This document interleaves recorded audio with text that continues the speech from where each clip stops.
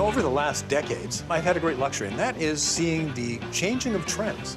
Old cars have gone by the by. The 20s and 30s cars are largely gone now, with very few exceptions. Now, it's largely American cars from the 60s and into the 70s. So when a 1930 Ford Model A rolls into the shop, it's a lot harder to restore than it used to be. Oh, hang on a sec. Let's try this. That doesn't even want to start now. When I first started, 1/2 of all Model A's ever built were still on the road. What's happened is the world has moved on. The guys who had Model A's and wanted to fix them have left us or have gotten too old to enjoy their cars.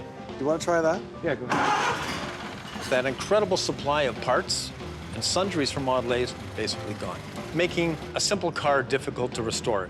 It's sort of a shame. No, didn't like that.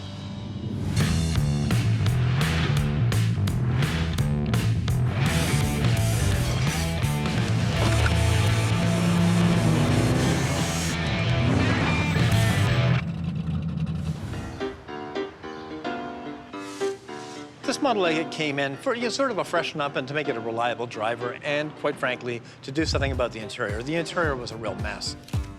We started off thinking we had a simple job that turned into a far more complex pain in the bum. Kalev finally got unleashed on this thing. In a matter of just a few days, he's put in most of the interior. Kalev and Dan have been building the seats and that for it. They've been correcting the fairly poor stitching and lines in the interior that came in. And in no time at all, it's going to be ready for its initial testing. We're just tying the buttons up on the seat for this 1930 Ford Model A. It's important that we use a slip knot so that when we pull the buttons through, we can get them all to the same level before we tie them all off. That's how we do it.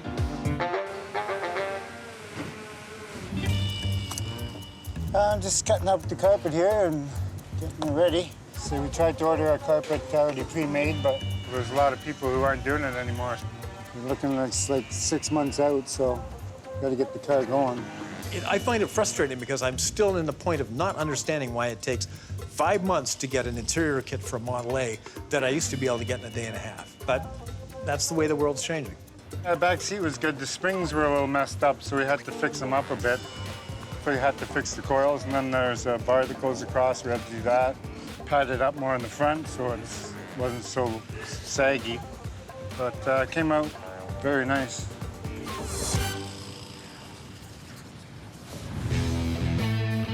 It's like a muscle car frenzy here these days. We've had 2 that have just arrived. One, a 68 Nova, and right on its heels, a 67 Plymouth Belvedere GTX. Well, I noticed that there's a lot of muscle cars coming in now. Like we get a Mustang in, and then a week later, 3 Mustangs come in. I don't know if it's the taste involving it, but it's more so like just the age of the people now that have these cars. Like when they were younger, they, looked up and they saw the Trans Am with the big bird in the hood going by the house. So that's the sort of cars maybe these people want to buy now. I'm working on a 1968 Nova here, and the problem with it was a loud clunking in the rear suspension when we went over bumps. So I found the rear shackle bushings were worn out, so I'm putting in new shackle bushings. Little luber plate on there. So what they do is they just isolate the spring from the shackle and give it some smoothness, and so it's not metal to metal. Well, this thing's got a small block Chevy in it. I believe it's a 327. So it's got a good bit of power, probably 300 horsepower. We put new fuel line on it, and I think this rear suspension is pretty well the last thing we have to do on this car. Just trying to loosen these off to see if it could make the spring drop a little bit. Huh. I think I got a problem. Well, it looked like a pretty simple problem in the beginning with just changing some bushings, but I got the new bushings up in place and partially tightened up, and it just went right back to the same position it was in. So there's that spring there, sort of in a straight position, and it's not lining up with the spring perches on the rear end. So something's bent up. Riley, look at the arc in that spring. It's like I'm 4 inches, 5 inches out. So for me to get this up, I have to compress this spring. Oh, yeah, there's a bigger problem than I originally thought. There's something going on. I've got to figure it out. So that's how much tension's on it when you put it up? Yeah, like this slab, yeah. Did you loosen this or do anything with it? No, Okay, it's pulling right out of the frame. Yeah. So that's going to be banging and thumping back there too. Like, look at the air. Sway bar is definitely aftermarket. This was an aftermarket sway bar that somebody had installed, and it wasn't supposed to be there. It's got the air shocks in there. There's no air in them. None? No. As well as the aftermarket air shocks that weren't the right height. So by taking those out, replacing them with a good set of shocks, and giving the guy back the ride that the suspension that was engineered for is going to make it all better. I'm just gonna loosen these off. Okay, be gentle. Watch yourself, eh? Yeah.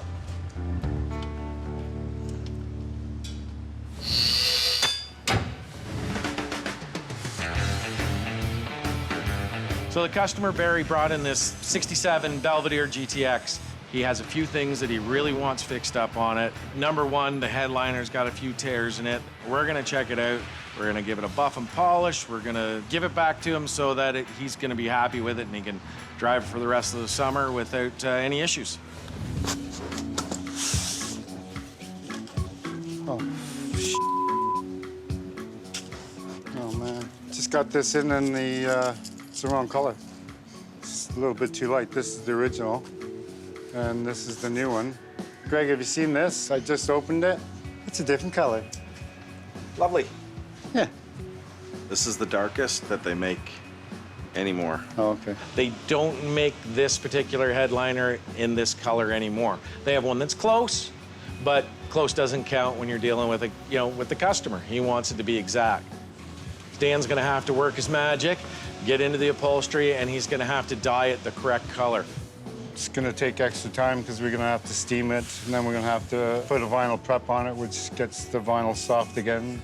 And then you gotta let it dry. So it's an extra couple days work to do it. All right, do your magic. Yep, great.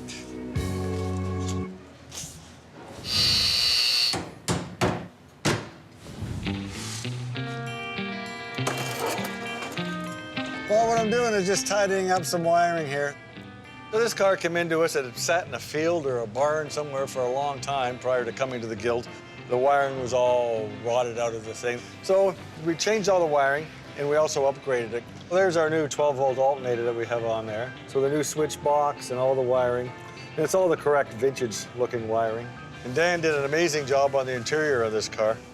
Now, when it came to us, it was totally rotted inside. The whole thing was full of mouse nests. Now it's like brand new inside. It's awesome. A lot of work to go into making this interior as beautiful as it is.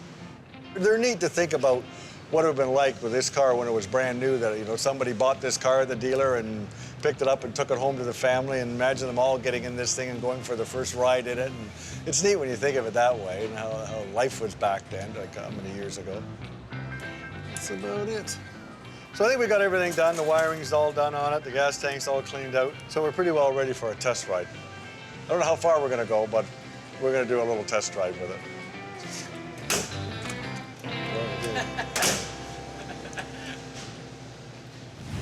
It's a lot more work and a lot more time and a lot more money, but that's all we can do. Let's give it a try and see how it goes.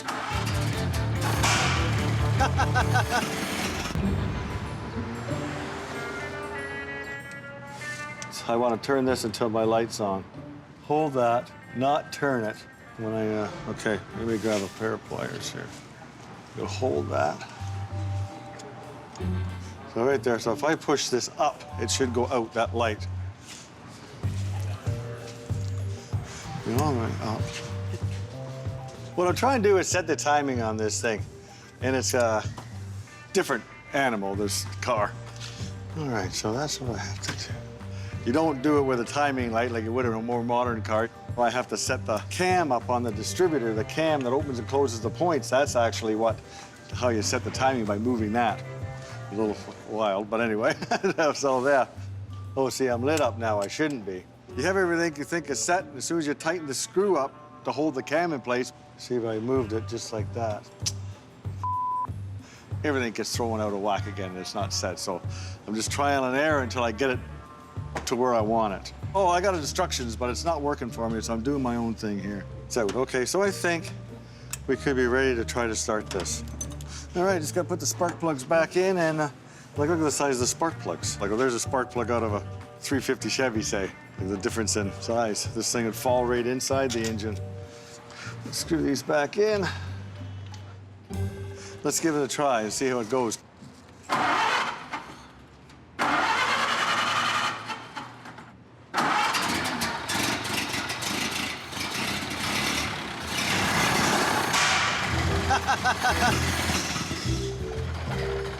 I'm closer.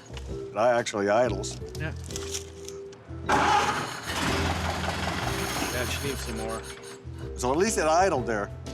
But as soon as I wouldn't take any gas, as soon as I wouldn't rev up.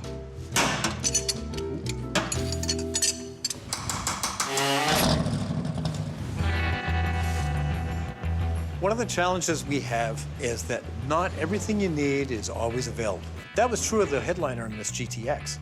Have to get the wrinkles out so that when you spray it, it's nice and smooth. Well, usually with the older cars, like there's kits available. A lot of those companies run out of business now, so everything has to be custom made. I'm gonna take it apart because when you spray it, if you don't get right close to the edge, when I pull it tight, you'll see the lighter blues. So better if I just take it apart. It's a lot more work and a lot more time and a lot more money, but that's all we can do. First, I use the primer, softens up the vinyl, and then wipe it with the damp cloth. I'm just gonna put a mask on so I don't go home with the blue nose. When you have a master upholsterer like Dan, you can throw anything at him, and dyeing a headliner is nothing new to him. Well, this is more of a royal blue, than the other one's more of a powdery blue. Takes a few coats. This is a walk in the park for him. He'll just do it, make it look perfect, like he always does, and we'll make the customer happy.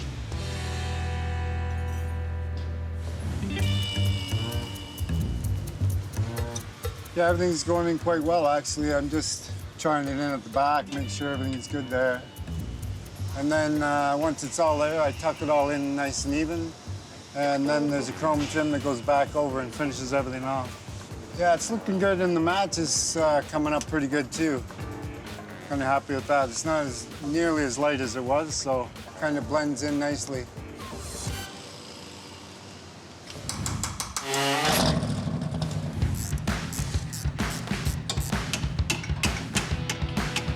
All right, suddenly everything's coming back into play here a little bit. See, everything was under such tension here. This aftermarket sway bar they put on had everything jammed right up. What a sway bar does is it controls body roll. When the car's going down the road straight, your sway bar is not really doing anything. But once you go into a corner and the car tries to roll into the corner, the sway bar comes into play and tries to keep the car straight and flat going around the corner. You see the distance I had sitting here before, now it's relaxed and come down. So we discovered that the sway bar was installed incorrectly or not the right one for the car. It just was too tight and caused too much tension in the rear suspension. It was actually starting to rip the sway bar mounts out of the frame.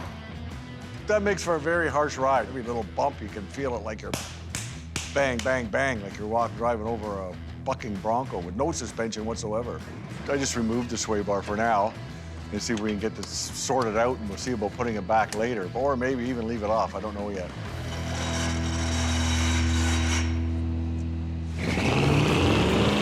It's a terrible job to take these cars out and run them through their paces, but, you know, I'll do it. It's okay. It went from running great to not running at all. Sound like you're driving with Bonnie and Clyde.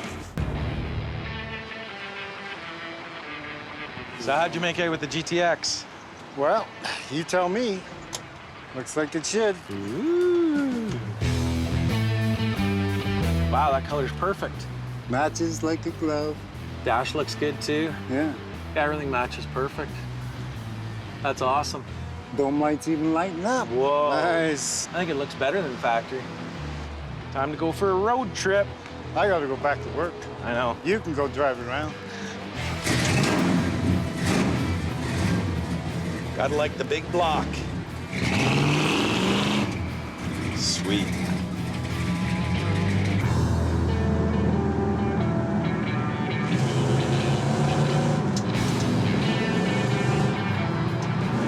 What a sweetheart. This thing really friggin' pulls good.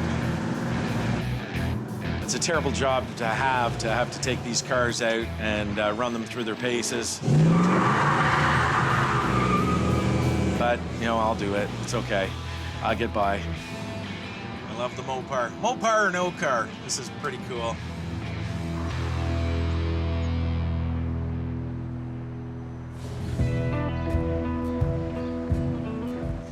Look at the amount of slop I have in here already too, like, so that's not helping me much. Well, setting the timer on a modern engine would probably take you 5 minutes. See, the thing is so much play in it. Well, the solution is just trial and error until you get it right. Because everything's so worn and slopped out, it's just getting it, keep going until you get lucky and get it in the right spot pretty well. And we might get down to the point we need to get an overhaul distributor. But then the part where the distributor fits in and drives it, that could be worn too. So you get this one new, but it's going on. So everything is worn down the line, and the whole thing is somewhat worn. So where do you stop, right? Okay, you know what? That's the way it's supposed to be right there. Let's give this a try. Contact.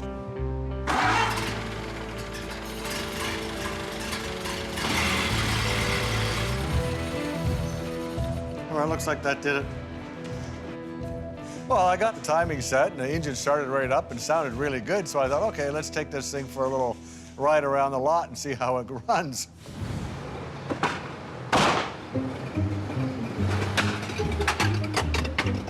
It went from running great to not running at all.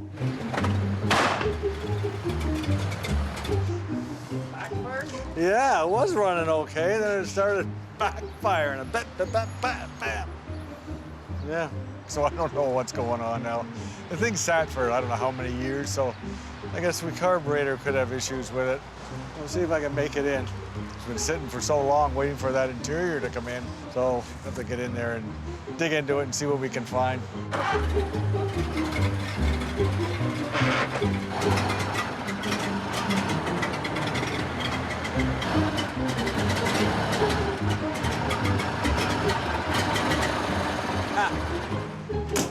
Ready?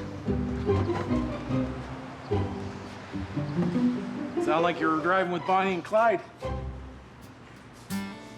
I did make a lap. It was running pretty good. I mean, it hasn't had fuel running through it in a day or two. It's par for the course with one of these things. We're into a 90-year-old car. None of us were alive when this thing was built. This stuff here is, that's normal. Yeah. And like a little bit of carb work, that's normal. Yeah. I mean, for the most part, we're good. Yeah, it does run and move and stop. Yep. For the most part, it's a success right now. As we move along, it'll get perfect. Good. I was surprised. I said, I just put my foot in the brake. What a difference in how this car rides. Like driving a Cadillac now. You remember your signals, right? You think anybody in this day and age knows what this means? Or do they think I've just got my hand flopping around in the air? So we had a lot of noise in the back of this 1968 Nova. A lot of banging and clanging around, knocking your fillings out over every bump. Once we took the air shocks off and took that sway bar off, the car, what a difference in how this car rides. It's perfect now, it's nice. Like driving a Cadillac now. The Chevy Nova is a fun little car, actually. Well, originally, the Novas were economy cars. Most of them had 6 cylinders.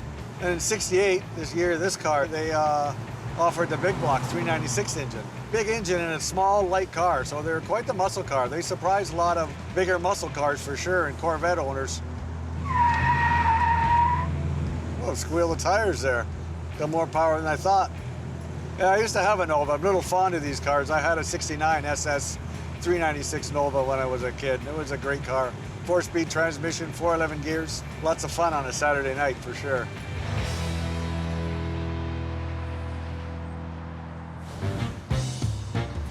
Brings back memories. It does. Yeah, I heard you're going for a test drive. I am. Can I come? Sure. Yes. Yep. One of our first vehicles we acquired was a 28 Model A. So this is like going home. I'm actually quite concerned about this because, and you might want to know that even this morning when she was getting a clear bill of health, she ran for a few minutes and then just died. And there's rust coming through from the tank because the tank needs to be taken off and treated. So I'm going to be pushing again. Yeah. All right, well. Ready? Climb aboard. Let's go. Let's see how far we get. Not that I'm being negative. Fine.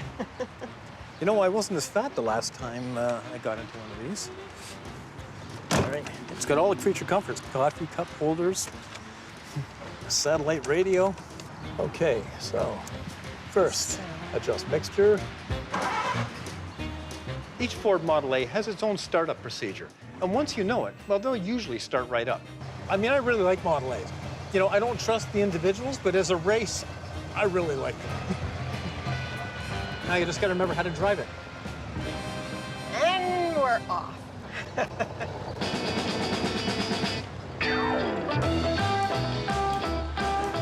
Just like old times. Are we gonna make it? Yeah, it is a lot like old times. And did you hear it just puff then? Yeah. It's kind of like you on a long walk. Janice and I are both really fond of Ford Model A's. Our very first classic car was a 1929 Ford Model A, which we drove 250 miles from where we bought it to home, which I would never do again. Oh, you know what? I'll bet it doesn't have any signals. So we'll turn here. You remember your signals, right? Yeah. Want me to stick my arm out? Do you think anybody in this day and age knows what this means? Or do they think I've just got my hand flopping around in the air? This Model A rides pretty good for a 90-year-old car, but there's a few more adjustments we need to make before sending it home to its owner. They're great cars, though, the Model A's. They're great. Yeah, they're fun.